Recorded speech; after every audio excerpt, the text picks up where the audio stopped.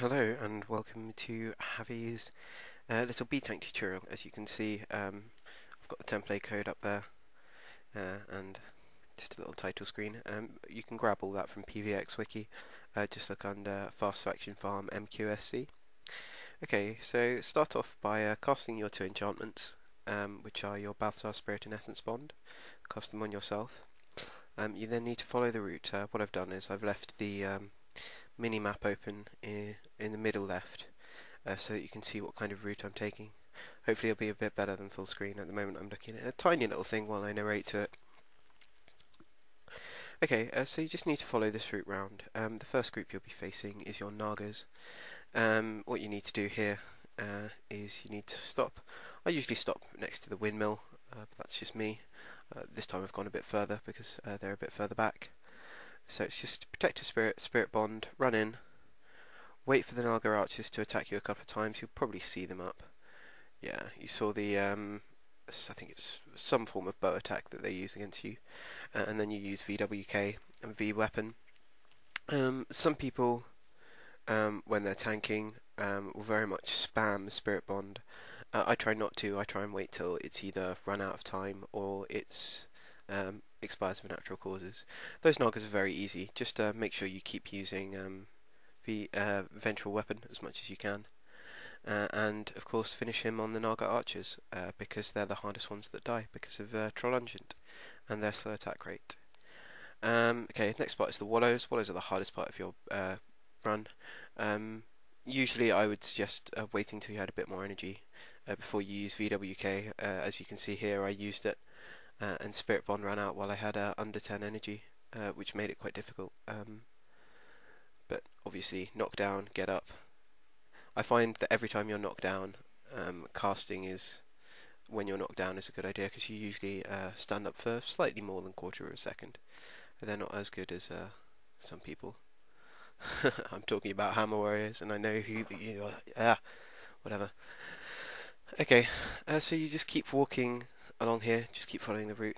It doesn't matter if you have weakened knees on you, fall back usually cures it, and you've got plenty of health, or you should do. If you've got very little health, then sometimes you might have to sit down and just let the degen expire on you, but it's very rare. You've got the +3 health regen from the Luxon Blessing. Okay, so the next part is the big pool. Big pool is where you have two groups of Nagas, one of 4 and the other of 5, I think. I think that's the average values. The runner here will go off and do his own thing, which you will learn about later. What I find is just Protective Spirit, Spirit Bond, and as soon as you've got both groups, VWK. As you can see, I was a bit late with VWK for that one. Because obviously I had Naga Warriors at me. Here you'll find Spirit Bond runs out very quickly because of obviously the amount of attacks. So here is the only time I suggest really spamming it. As you can see, I go into spam mode and I think I've got out of it here. You probably will get a couple of morale boosts because this is your longest part and it coincides quite nicely with the time that the Yeti group are on one of their bosses. So you'll find that sometimes you get a morale boost, which recharges all your skills. Wait for VWK to run out before you cast it again, just because VWK gives 37 damage whenever they attack you, and obviously it's a bit of an increase, speed up your run, everyone's happier.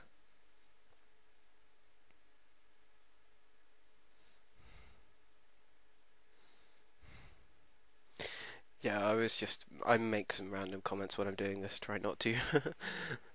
I do it because most of the teams know me and they know I'm a bit of a joker.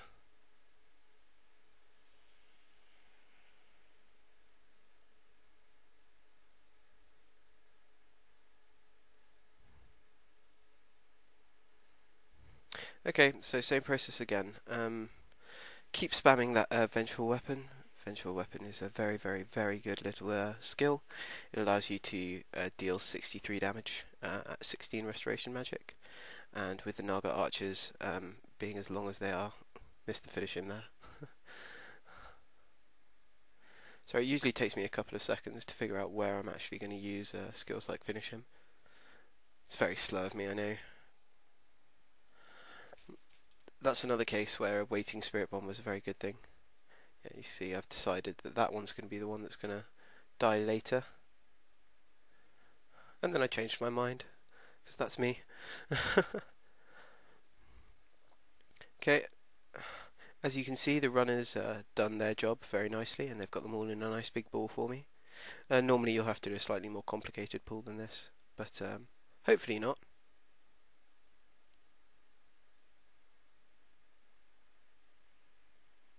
Okay, so once Correa the Brave is dead and all the outcasts are dead, run in. Again, VWK. As you can see, I again waited till I didn't wait till I had enough energy for VWK to cancel out.